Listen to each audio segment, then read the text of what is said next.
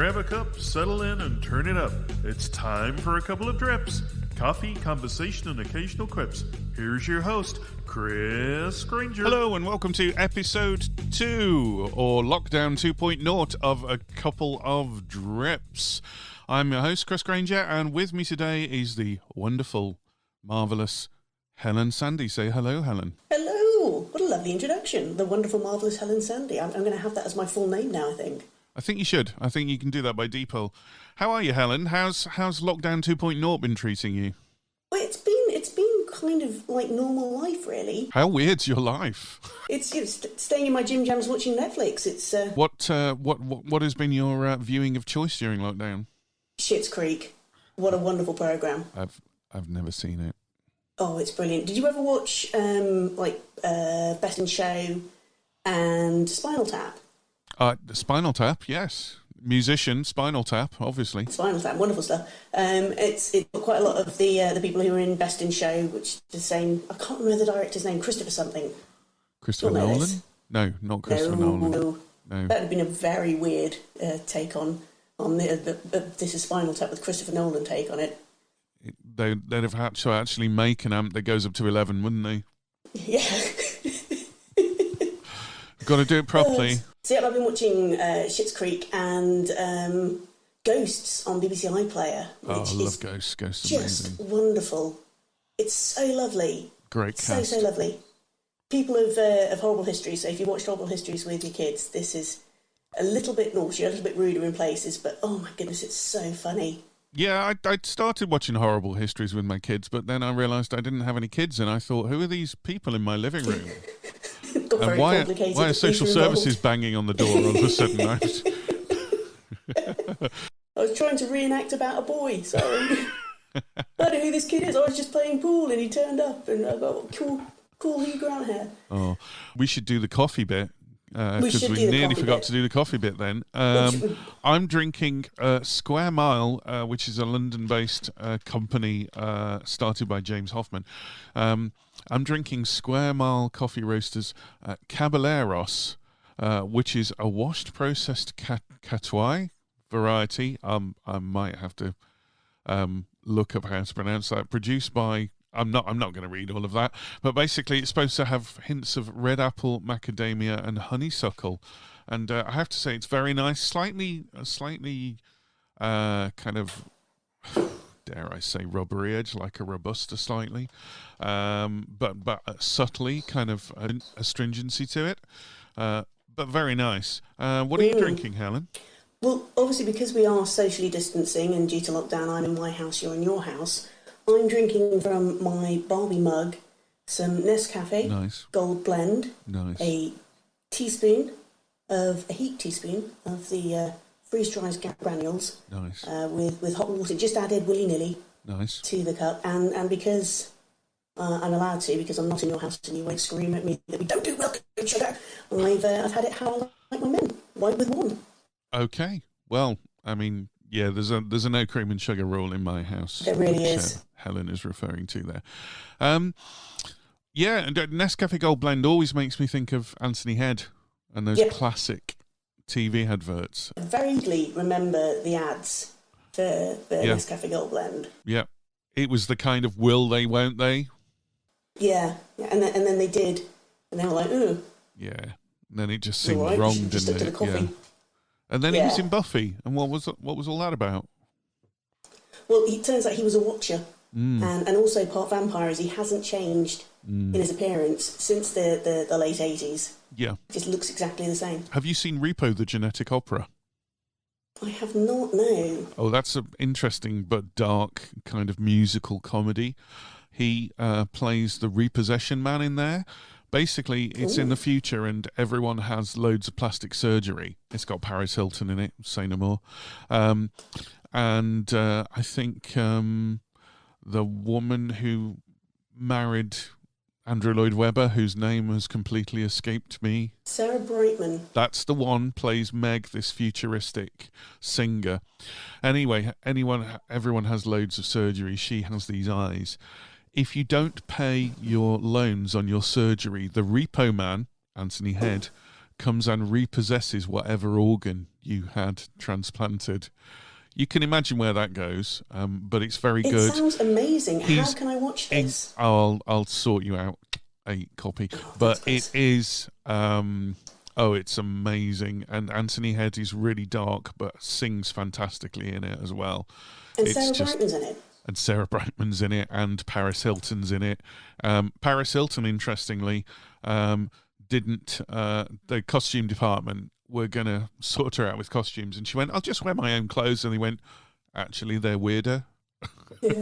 So they just let her wear her own clothes, but it's amazing. My old friend Jen introduced me to that. I have her to thank for that. It sounds like the sort of thing I would absolutely adore. Yeah, I think you would. Weirdly enough, I've actually met Sarah Brightman's sister.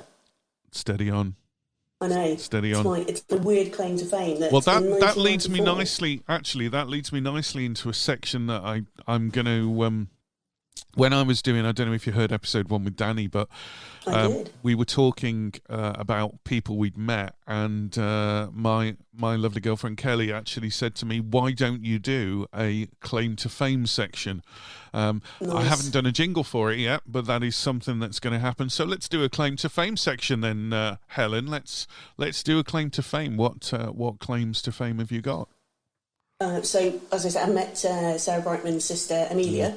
In 1994, we did a drama course together at Bishton, and she was lovely. And we ended up going down after the drama course to her house in a place called Milford-on-Sea, which she lovingly referred to as God's waiting room. And I met Sarah Brightman's mum as well, and she was just so she's so proud of Sarah that I'd gone downstairs to go and get a drink, and she was like, "Oh, you're having a lovely stay. Is everything okay?" I was like, "Oh, yes, it's very nice, thank you. It's lovely to be here. Thank you so much for letting us stay." And she was like, "Would you like to have a little tour of the house?" And I was like, "Yeah, okay, I'll have a look around. I've got a lot of family members who are estate agents, so it's in my blood to want to look around people's houses." Yeah. And she opened this door that was just it's like Alan Partridge when he meets a super fan, and it was just like that walking into this room. It was just wall-to-wall pictures of Sarah Brightman. I was like, "Oh, okay. So, any pictures of your other daughter at all? No? Okay."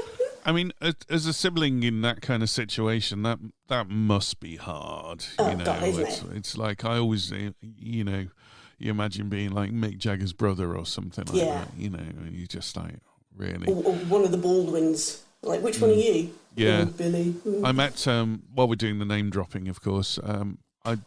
I went to see David Gilmour at the Royal Festival Hall, and I met his brother, and I remember thinking how tough it must be to come and watch your brother on stage and all the adoring fans and people not even recognise you. That can't be easy, can it?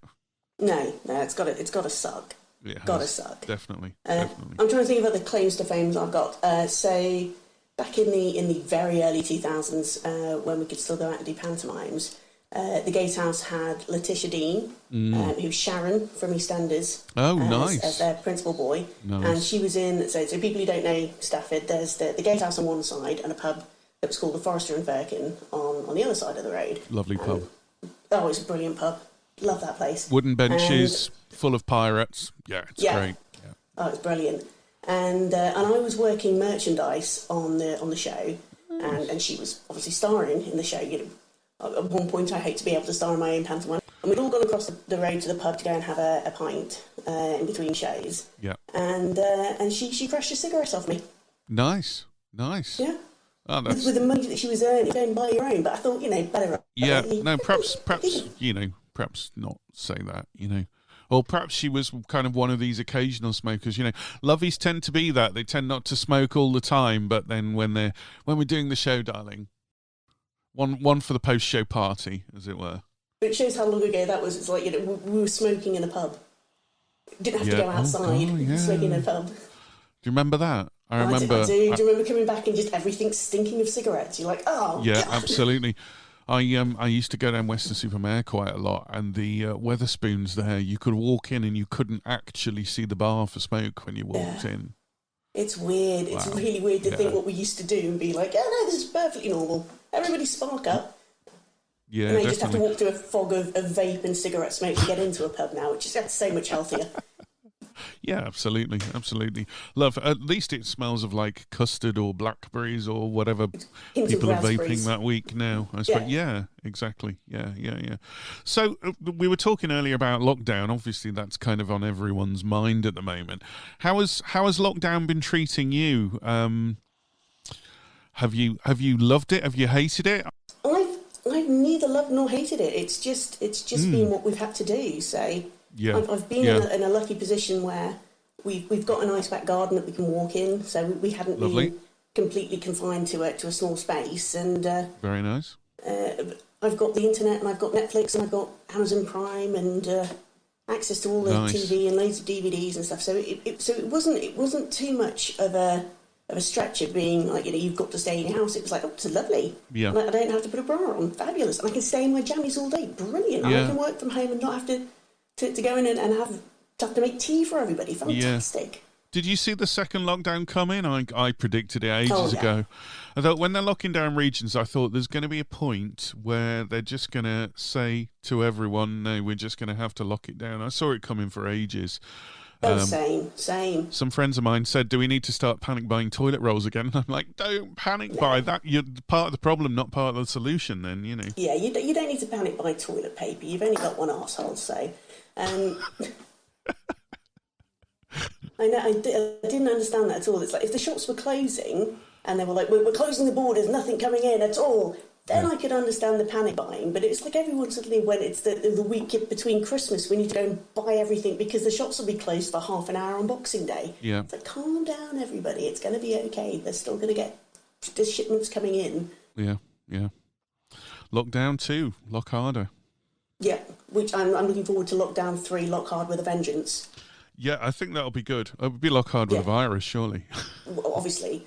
Or Loctite, or Loch Ness, or Lock Shock and 2 stewing bat wings. I don't know. I mean, nice. I've made a list of them here. I feel like I need to let you say your list. I've only got one more, which is sure we locked in our homes. Like, sure we're locked in our homes. Sherlock.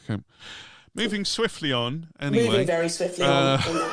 I guess as someone who does stand-up and things, you've kind of missed that this year. I mean, you normally do the Edinburgh Fringe, don't you? I normally do the Fringe. It's my favourite week of the year. I absolutely love Ed Fringe. I've never been, and I'm so jealous because I've always wanted to go. You need to. It's just the most wonderful experience ever. I'm sure people of Edinburgh are just like, God, what month does it happen in? August. So muddle my brain as it moves. Every August, all the English are coming up here, and the Canadians and the Americans, and they're just doing up our streets, and we can't go to the shops because there's tourists everywhere. Duh. But it's just such a wonderful, wonderful week. I can't get any toilet roll at the shop. I can't get any toilet roll. There's tourists everywhere. You'll have had your tea. There's a lovely passable impression we're both doing of it's very good and non-region specific as well. Very much non-region specific, but very passable. But just being able to drink all week. So did you go last year? Did you do 2019? Yeah, it was amazing. So having a Bloody Mary for breakfast every day, and because we're off 5 a day, and then averaging around about 5 shows a day. Nice. Did you perform at all, or were you just watching on that particular? I just watched, but I did perform at the Fringe one year. I think it was 2013. Yeah. So I did Dr. Sicko's Comedy Vomit, which is a very weird show where they want you to be really cutting edge comedy, really sick humour, and that's not the sort of thing I do. I'm much more. Let me talk about being a strange mum, and my son's a bit weird, and I like musicals. And so the only sick joke that I could come up with, that I could think about, was when I was dating, and I was on a dating website. There's many dating websites available, and a chap had messaged me saying he wanted to treat me like a princess, and I replied with, "What are you going to do? Drive me through a tunnel in Paris without a seatbelt on?" And that was the level of sickness that I could get to, and I felt wrong. That's pretty good. I would have made some joke. Austin princess joke, but that's. I mean, that was good. It's pretty sick. That was cutting. Yeah. So missing Edinburgh. It's not the style of comedy I like doing. No. I've heard your comedy. In fact, I mean, I've got written down here New York. I mean, do you want to tell us about your last trip to New York? So that was The one and only time I've been to New York was 2012, and went with 3 other friends. Yeah. And we got to New York, and we were all sharing a room. Nice. So we were like, this is going to be fine because we're going to be spending loads of time. And that would have in been New quite York. small because floor space in New York is a premium. So that would have been quite a small room, I would imagine. It was a very small room. It was a double bed and 2 cot beds. Nice. And 1 toilet. So I always do a thing where I'm travelling, when I know I'm going to be on a long haul flight, that I will take Senna with me. A couple of days at the airport when we landed, because there's nothing worse than being bunged up. You just long haul flights. I just want to poo, but I don't know when it's going to happen. So I like to preempt it. A couple of Senna, and I advised other people that I was travelling with to do this as well, which is a great idea if we had individual rooms. But there was 4 of us and 1 toilet. So that was an interesting couple of first hours of I'll be down in the lobby if anybody wants me. But we got settled in and we got unpacked, and then we had to get somebody to come to our room to bring us 2 cot beds. And it started talking like, so you girls all settled in? You're all ready for the storm? Like, what storm? What's going on? It's like, there's a hurricane hitting New York in the next hour or so. The next day or so. We were like, what? And this is how silly I was. I didn't realise that New York had hurricanes. I thought that was something that was just, Florida. I didn't realise it went all the way up the East Coast. Yeah. So we ended up getting stuck in New York in this tiny room for a good 48 hours once the storm hit. And it was tetchy at times, but it was made even worse by the fact that the storm was called Hurricane Sandy. So while trying to make sure that everybody back home knew that I was safe and okay, they were Facebooking me memes with Sandy, go home, and everybody like, oh, Helen, what did you do while you were over there? Oh, that must have been a good night. It was a special night of taking it very seriously and watching the news and seeing who in the news broadcast had annoyed somebody, so they had to go and do the outside broadcast down by the bay, being like, it's very windy out here. I remember seeing the headline, Sandy devastates New York, and I thought, fuck, she's having a good time. Yeah. It's like waking up in the morning like, what the hell did I do last night? Did I leave a cigarette burning? Classic stuff. Classic stuff. But yeah, that was a holiday never to be repeated because I can't afford to do that. No. It was incredibly expensive. We'd planned to go for 4 days. We ended up spending 11 days there. And it was. Did you have to change your flights and stuff, or? Yep, had to do all of that, and having to rebook the hotel as well. So because it was booked in my name, and then having to go downstairs and being like, we need to extend our stay in the hotel for another 5 days so we can fly back home. And that was due to the hurricane, presumably. That was due to the hurricane. And be like, no problem, madam. And what name is it? It's Sandy. Are you kidding me? It's like, no, that's my name. You lived in Stafford. They probably expected you to like trash the hotel room or something. Here I am, rocked you like a hurricane. Beautiful, beautiful. Love it. So thanks to the Senna and the Hurricane Sandy, it was a very windy holiday, so definitely not one to be repeated at all. Nice. So talking of America, I mean, it's been in the headlines a little bit recently. Yeah, so something happened in the States the last couple of days. I believe something's gone on over there, some election or something. Yeah. I think there was an election. I haven't really seen that much coverage of it. Yeah. Lols. Been glued to my TV since the third of same here. I mean, when we heard what's gonna happen? When we heard the Biden thing, I mean, we literally embraced and hugged, and there was a small tear rolling down the face. I'm not surprised. It's just a huge weight lifted. It's a victory but he's not Trump. It's a victory for humanity, and by humanity, I mean, because a lot of people talk about, religion and morality and stuff, but at the end of the day, humanity generally is not to do with morals or religion. It's just to do with being nice to your fellow man, and everyone being treated equally. And I just felt, wow, someone who's, and a little bit of respect and decorum as well. He's a lot more presidential. If you know what I mean. That's what I'm looking forward to. I don't want to get what the American foreign policy is from a tweet. And I'm sick and tired of Trump calling it the lamestream media. And just any time he was asked a question, he was like, you're being very rude. You're being very rude. I'm not answering that. You're being rude. Yeah. You know? But if we didn't have free press, where would we be? Exactly. The press needs to be able to criticise. And that's what Trump's problem is. He cannot take any sort of criticism at all because in his mind, he is amazing and bigly, I've won this election, and in a way we even need to carry on counting. We got to a point where I clearly won, so stop counting. We don't need to count anymore. Yeah. Do you remember when he, not long after he got elected, somebody said about being humble, and he goes, I'm very humble. I'm one of the most humble people you can ever know. And he's had 4 years to prove that. It's like, you haven't really done, and if you look at the economy is huge. It's huge. So let's not measure how well a country's doing by how much money it's got, rather than let's look at how happy our citizens are. And I think that's the big scary thing with America at the moment. So I love going to the States. I've got family over in Dallas and been to Florida quite a few times. Obviously been up to New York, been to LA, been to San Francisco, and I've seen all the different sort of sides of America. And I think the biggest thing that Biden's got to do is to bring that country back together, because there's such a split. Yeah. It's like Biden won, but not by a lot. Yeah, it was very much a 50-50 split with the Americans still being not overly happy with what Trump did, but it's better than bringing in socialism. It's not so much voting Biden in as voting Trump out, isn't it? Really? Yeah. I mean, I think anyone could have put a koala up against Donald Trump, quite frankly. Yeah. Yeah. And people would have voted just because it wasn't Donald Trump, Yeah. But then you've got the people who are voting because it is Trump, and we like him. He tells it like it is. He says what we're all thinking. It's like, oh crikey! Yeah. So does a 4-year-old with no idea of social norms or graces. That's not what I want from my president. Not my president. I'm English, but from the president. Oh, we've got the same thing over here with Boris. That everyone's like, well, he's just a bit silly, isn't he?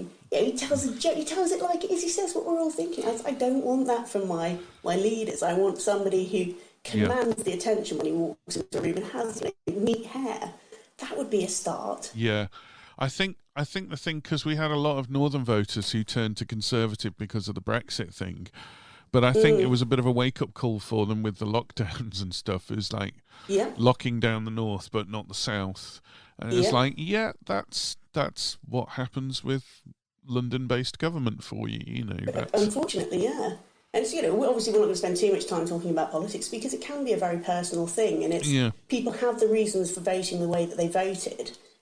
And I think thanks to Facebook, that's what's missing now, is that we don't see these people face to face. We could be having a conversation on a forum on Facebook with somebody that we're never going to see, we're never going to have anything to do with. And because of that, you feel justified and go, well, you're an idiot. And it's like, well, that's not how we're going to get people to That's not democracy. Democracy is okay. You've got your opinion and you're entitled to it. Very much so. But I think if your opinion is that people are saying that I'm happy voting for Trump because he doesn't like people of colour and I don't like people of colour. Oh, yeah, yeah. Well, that's there's a line. There's a line. There's always the line. But it's like, we're not going to agree to disagree. You are fundamentally wrong with your ideology. And I think you need to have a little sit down and think about that. And your white privilege is showing. Talking of ideology, did you see the footage of Trump's spiritual advisor? Oh my God, it looked like she was wanking off a spirit for Trump. It was so weird. There has been quite a lot of memes made of that, like one where she's hitting him on the head with a hammer. If you've not seen Trump's spiritual advisor, just look it up on YouTube. It's a thing of beauty. It really is. Oh dear. Have you had any symptoms of anything near the virus? I haven't. No. I'm currently suffering with a condition called costochondritis, which is inflammation lack of coffee. Of my costo. Oh, sorry. It's not too much coffee. No. Not too much Nescafe, and you get cursed by Chris Granger for not having decent coffee. Sorry. It's inflammation in my costal joint. And it's awful. It's so painful. So I'm having to be super, super careful not to get COVID, because if I can't sneeze at the moment without holding a pillow and really concentrating on trying to make it as less painful as possible. I thought that was just a weak bladder. Yeah. That's the joy of childbirth. That's what that is. There's no joy in childbirth at all. So I'm suffering a huge amount at the moment with this condition that I'd never heard of before. But I'd had like 4 trips up to A&E this year, which again I'm so thankful we've got an NHS that I was sat in my office at work before lockdown happened and just started complaining of chest pain. And just going, I can't, it just really hurts. And one of my colleagues went, I'm calling an ambulance, but we're getting this, when it's chest pain, we don't have that discussion. Calling the ambulance, you're going. No, this is true. And it's great, and this is the wonderful thing about having an NHS, because I know people in the States who are like, you know, if I'm hit or if I'm conscious, I will get to the hospital. Please do not call me an ambulance because I cannot have that other $2,000 on top of my medical bills. And I'm like, no, call the ambulance. So, yeah, I'll have a shot of morphine, thank you very much. I'll do a couple of X-rays and an EKG and an ECG and an ABC and a 1, 2, 3. Give me all the tests. It's you know, I need to figure out what's going on here. And 4 A&E admissions, and we finally figured out it's costochondritis, because it doesn't show up on X-rays. It doesn't show up in. Of course, yeah. It shows up in your bloods as an inflammation, but it sucks. Right. It's really horrible. Is the medication for that, or is there any long-term treatment? Or there is. I'm taking something called amitriptyline, which is. I've heard of that. Yeah, it's to calm down pain with nerve pain, and also used as an antidepressant. So the pain's still there, but I'm not sad about it. And and lots and lots of physio. So huge amounts of physio that it really hurts. But I'm being a brave soldier.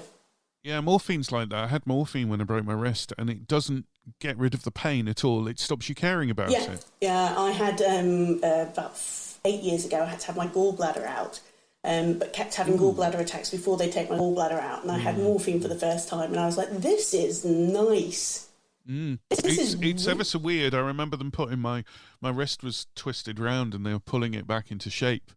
And I remember watching them doing it and thinking, oh, they're pulling my wrist back, and just not being aware of pain or caring, and watching it, almost watching it as an out-of-body experience. It was very strange. We were talking about the old COVID, and my mum actually has tested positive, which as a family, we are all quite shocked about, because... I know your mum. I should just to interrupt you a second. I should explain. I should have done this at the top of the episode. Really, how we know each other. Which is, it's very weird in that you were friends with my brother's girlfriend, and I knew my brother's girlfriend from a theatre company called Lookout, and then we just ended up. You just kept coming over to our house and hanging with my brother and his girlfriend and our family, just sitting in the patio in the back garden and. Drinking all the drinks, and it was fun. It was a fun time. It was the 90s. I should explain to people that your dad worked for a major airline. He did. Some would say the world's favourite airline. Some would say the world's favourite airline, and I remember he was like the head. He was a cabin service director. Cabin service director. That was it. Basically, the head person in the cabin, and so used to get quite a bit of duty free. A huge amount of duty free. It was lovely. This is why I was always very free with cigarettes when I was younger, when I smoked. Certainly don't smoke now. I remember. So you get sleeves of cigarettes, especially when you've been to Bangkok, for super cheap for tobacco. And just being very popular at college, because it's like, you can have a cigarette, have a packet, have two. I mean, at least you made the most of middle school, you know. So your mum, I mean, I remember your mum, and she's kind of a bit of an obsessive cleaner. Yeah. So how did she? We just don't know. So like when we were much younger, so when she was still using prams and pushchairs, she wouldn't let the pram and pushchair back in the house till she detoxed the wheels, just in case it run through anything. And everything is like cleaned obsessively. Like, and what's amazing about my mum is she's one of those people that just sees mess and then boom, it's magically gone. So like if we'd have a wild party, she'd get up before any of us, and like we'd leave debris everywhere. There'd be ashtrays and cans, and a person that we picked up on the street who was asleep under the dining room table. And you don't know, it just magically. Sorry about that.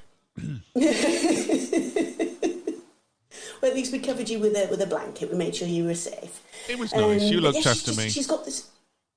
We do. We look after all of our guests, and she just cleans everything, and everything is magically clean, and it's just it's like Trump and his COVID. It just magically disappears overnight. So where did she think she caught it from? We've no idea. Absolutely no idea. So she obviously had to call up Test and Trace, and they were saying, well, where do you think you've caught it from? She's like, I don't know. If you talk to my family, I'm obsessively clean. So we're wondering whether my dad's got it, but just not showing any symptoms, because he's actually 90% Salt Gordon's gin.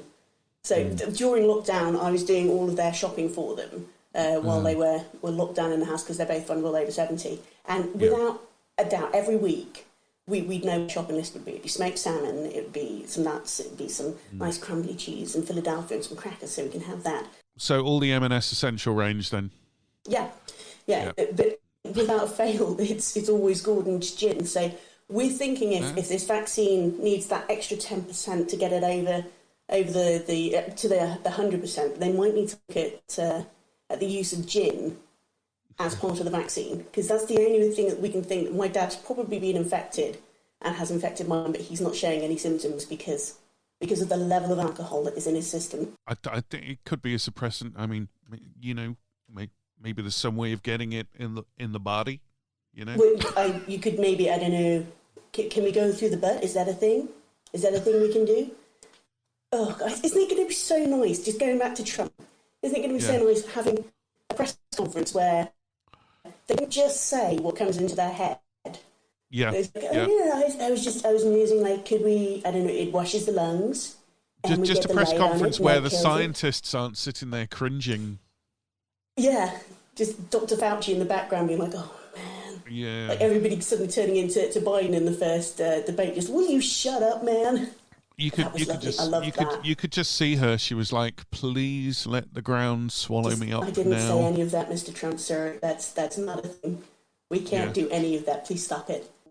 And I think that the most wonderful thing about going back to the election is his crack team, led by Rudy Giuliani, got together to fight the result of the election by calling a press conference at the Four Seasons, which Trump announced in a tweet.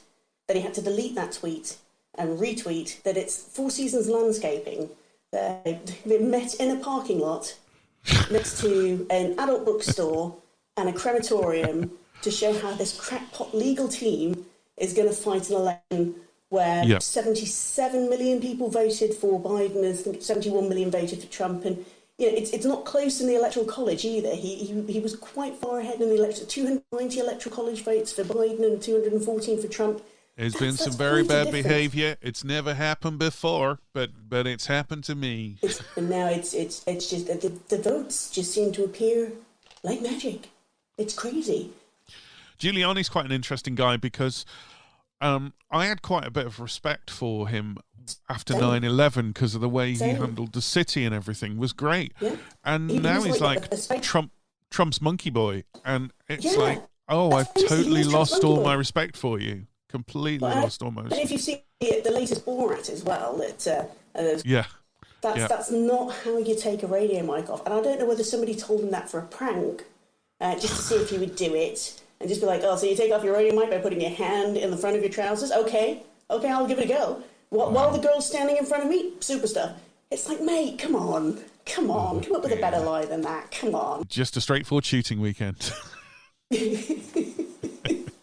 That's what we're doing. That's what I'm just taking off my radio mic. You big liar. It's so weird how, like you said, somebody can go from being so respected to just being so creepy in 20 years. Yeah. You're just like, oh, mate. Ugh. Yeah. What happened, man? What happened? Well, Trump happened. I mean, there are other parallels. Members of the royal family, I believe Giuliani has the same thing where he doesn't sweat either. No ability to sweat. Oh, really? Interesting. Yeah, I found that an interesting defence from His Royal Highness. No, I'm not a sweaty man at all. No. Must be like a dog then, has to walk around with his tongue out, That's probably what happened. That it accidentally fell in that young child's mouth, and I was intending to do that. It's a weird defence, but. It's nice to see that he's being fully punished for what. Oh no, he's not. No, that's right, because he's a royal. So we just don't talk about him anymore. Yeah. Well, I hear Pizza Express at Woking is doing very well. Yeah. I've heard this. I'm just what a weird segue to go from people who touch themselves in front of minors to Pizza Express. I'm really sad that Pizza Express is closing quite a lot of its restaurants. It is a shame because it is really, really nice food. I mean, the dough balls. Let's talk about the dough balls for a minute. Well, I think we need to have a good discussion about Pizza Express dough balls because... One of the few places that you can have the same dish as a starter or as a pudding. Yeah. Because you can have the dough balls with garlic butter for a starter, or you can have them with Nutella for a pudding. Exactly. You name me one other restaurant where they can do that. Right now, you can't, can you? I can't. I can't. I love a bit of Pizza Express, mainly because of the amount of offers that they do, where you can dine out for practically nothing. And I can use my club card vouchers, and again, dine out for practically nothing. Unless I'm going with my dad, and then the food bill is nothing, the booze bill is through the roof. So how much? Well, just had a bottle of wine. Yeah. His skill set is all around catering and presentation and serving drinks and making food look wonderful. What he's not very good at is DIY, but he doesn't believe that. He's got a huge amount of confidence in his DIY skills. And we've lost count of the times that his DIY has nearly killed us. He's not allowed to do anything with electronics anymore, not in any way, shape or form. So we had a light that was fitted in our kitchen that shone on the patio that my dad put in. So he hadn't read the instructions because, I don't need to read the instructions. You just wire here and wire here and it'll be fine. Light will come on. It's marvellous. A good way of describing my dad, and if people watch the Fast Show, and there's the character who would sit in the green wingback chair with the glass, and he would finish every one of his stories with, I freely admit that I was very, very drunk.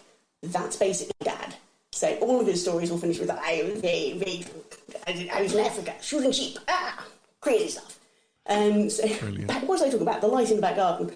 So he installed it in the daytime, and I was still smoking back in the day. So I went into the back garden again, had a cigarette, and turned on the light, which was inside the house, and flew across the kitchen. And I was like, what the hell has just happened there?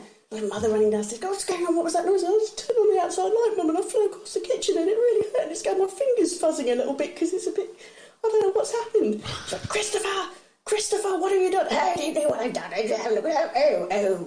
Oh, right, yeah, no, don't use the light. No, don't touch the light at all for now. And my uncle, who is an engineer and incredibly sensible, and I think you've met him, Uncle Mike. Yes. Reads the instructions. Massive fan of reading the instructions. And my dad had done something where he basically put wire that all the electricity runs through and managed to make it go onto the switch. He'd done something really, really stupid, incredibly dangerous. I'm very lucky to be alive. My uncle gave him a right bollocking. He was like, you were not doing any electrics ever again. Get a professional in. And there was something else he'd done in our shower room as well, where if you had a shower and you went to take the head of the shower to like wash your back or wash your bum, and you'd get like a fizz as you were holding the shower. I was like, what on earth is that?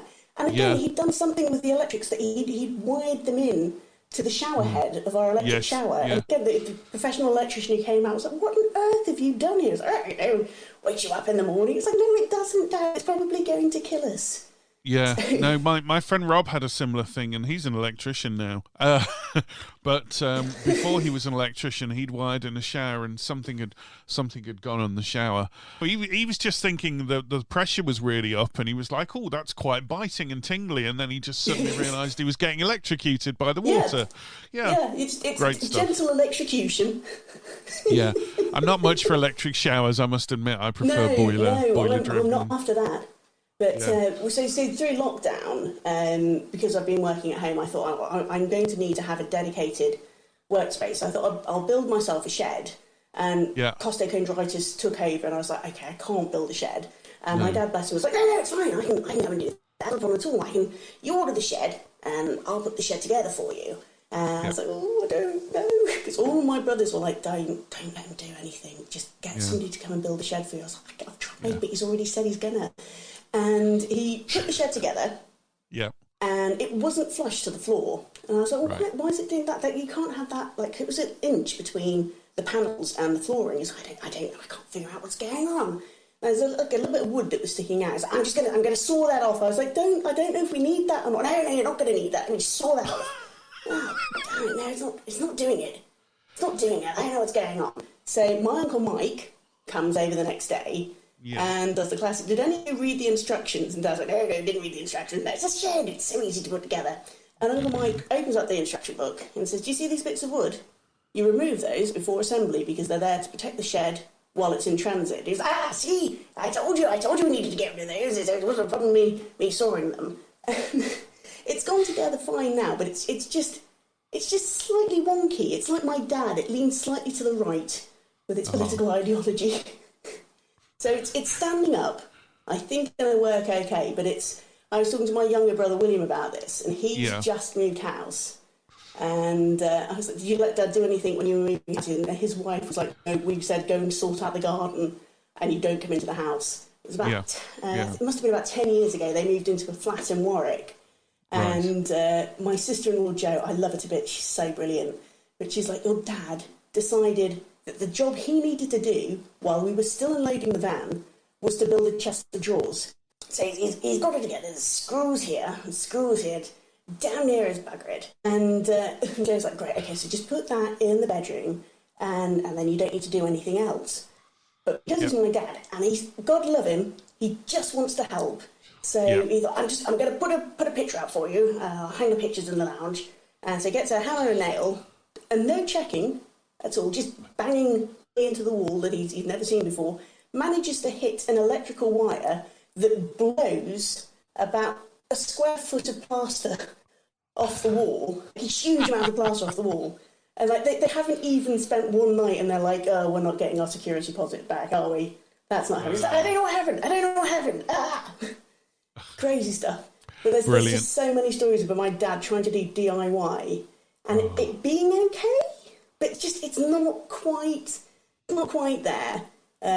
But his favourite thing when he's wallpapering is it's so easy to wallpaper. You just once you've got the one bit up, it's not a problem. It's fine. So he came over.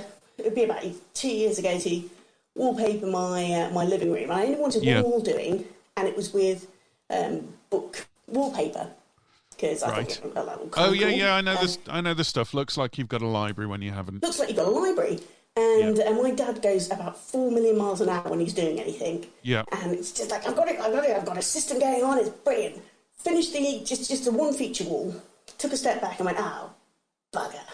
And what he'd done was not look at the wallpaper before putting the one strip up. So he just used the one bit of wallpaper. So the top bit is half a bookshelf. And that's all the way across. There's no way of changing that at all. He finished it all. It took him about an hour. Well, you're just going to have to tell people the library goes up the stairs into the top part, aren't you? It's near as bugger it done. Bless him. He's lovely. We love him to bits. When I went off to go travelling, I think it was 2003, I went to Australia and New Zealand and did the backpacking thing. Nice. And had dinner with Granny a couple of nights before I was leaving. And in a very posh voice, she was like, no, darling, I think it's lovely that you're doing this. I think it's going to be very, very good for you. But, darling, aren't you worried about on those long-haul flights getting that deep throat thrombosis? What, Granny? It's not that kind of flight. Yeah, just having the stewardess walking down the aisle. Tea, coffee, cock. I'll have the tea, please. Oh, sorry, I'll have a cock. Why not? I mean, if it's included in the price of the flight, it's a long flight. No, bless her. She'd had a lot of father's gin at that point, so I don't think she quite knew what she was saying. Yeah, I mean, presumably for that kind of service, you've got to be in first class. You wouldn't get it on Ryanair. You wouldn't. No. You wouldn't. There are literally billions and billions of podcasts out there, so the chances of finding intelligent life amongst them are so infinitesimally small as to not even be worth looking. Could you then have stumbled onto the one podcast where intelligent life could exist? No, you haven't. Actually, I almost feel like I should have your dad on an episode. I really don't think you should. I don't think the general public are ready for that. I don't think it's fair. While it's still in lockdown to inflict my father on anybody else who doesn't know him. Or so tempted. I'm so tempted. He got so many cabin stories, I'm sure. Oh my goodness, he's got tons. He's got tons and tons. He once lost Prince Philip's trousers, which is you're like, why wasn't Prince Philip wearing any trousers? And it's like, well, because he's travelling in first class, so you have sleeper seats. Which I've got one. My dad took a sleeper seat off first class for us, and so I've got a British Airways sleeper seat that he took in 1997 that I still wear, that my mother hates. She's like, it's so old and it's falling. Put it in the bin. Like, no, I want my sleeper suit. So they have a little cabin, little wardrobe at the front of the cabin in first class where people's clothes go, and then they can change into a sleeper suit in first class. And then they came into land and they couldn't find Prince Philip's trousers. And I flew with BA and they lost my bloody trousers. They lost my trousers. Lilibet, what are we going to do? Crazy stuff. Oh. Brilliant. You said earlier that your dad was helping you build the shed.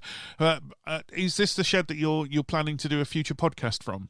It is indeed the shed I plan on setting up so that I can do my own podcast, and it will be very nerd based, very much around Harry Potter, the boy wizard. Well, you'll certainly have an audience for that.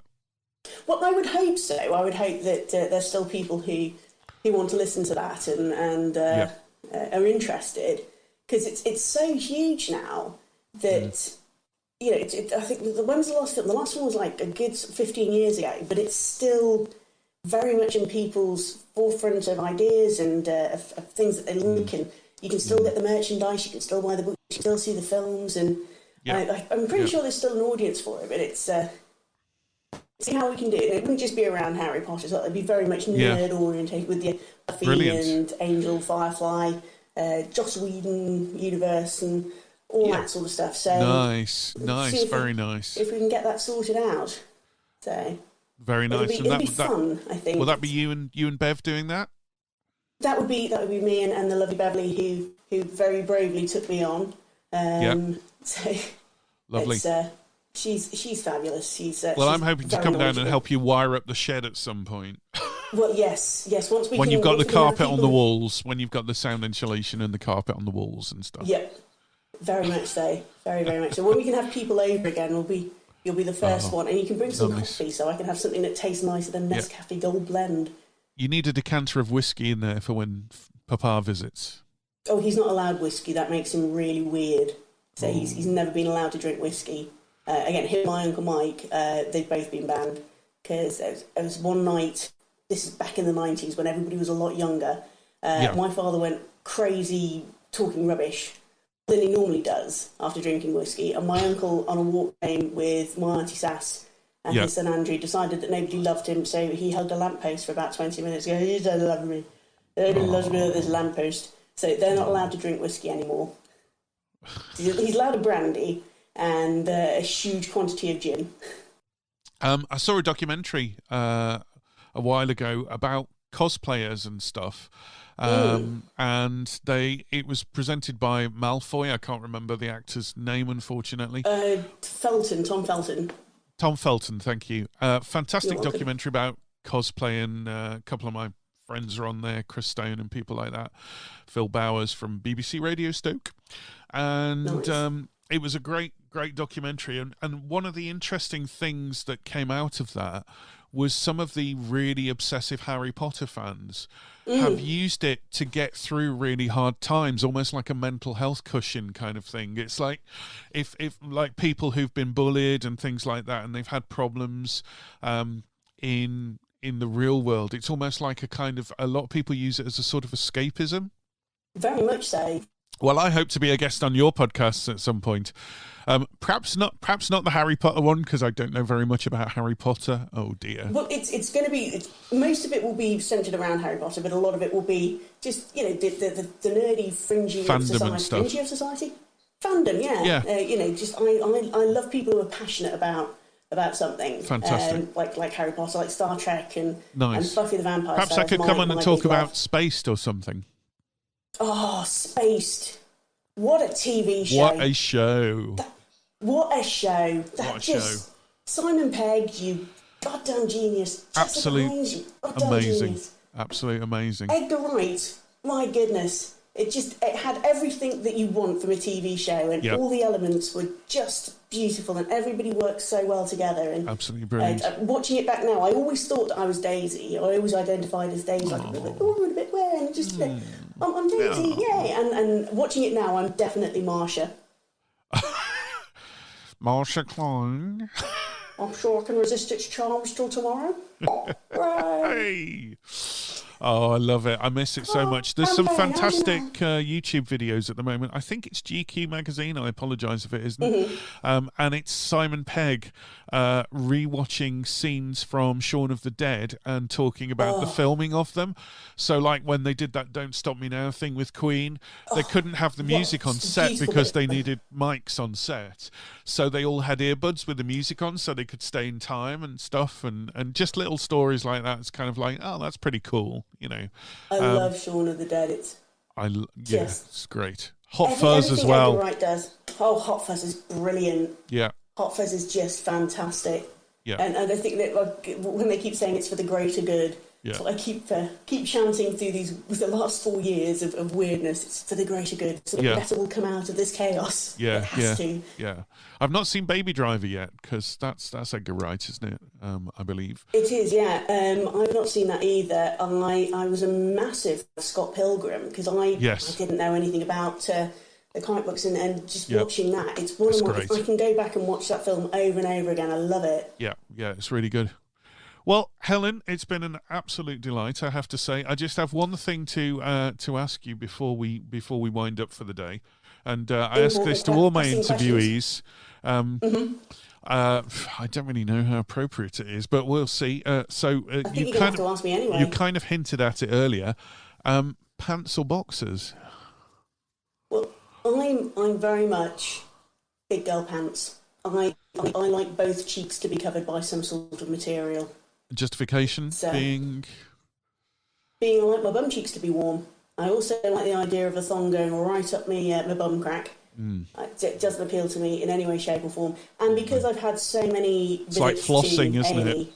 It is. And, you know, nobody needs to see that. And again, because I've had so many visits up to A&E this year, I want some sort of dignity if I have to be stripped down to my underwear. Yeah. So I'd much rather have pants that come right up underneath the boob than just a tiny bit of material. I can't argue with that. No. It's strong justification from the house bells there. Yeah. That's it. Yeah, I want both cheeks covered and my kidneys warm. Thank you very much. Nice. And I think that's a lovely way to wind up. Helen, let us know when your podcast starts, and I will mention it in my future shows and make sure that I share the link for you. Thank you so much. It's been an absolute delight, as ever. And it really has. I think next time I'll actually be able to be in your fancy panty studio, because that's a thing of beauty. That would be nice. But thank you so much for your time, and also thank you to Clean Feed for providing us with a connection so we can actually do this in lockdown. And I'll hope to speak to you in the near future. Thanks a lot, Helen, and I'll speak to you soon. So until next time, thanks for listening to a couple of drips. Take care, stay safe, and we hope to see you soon. Bye now.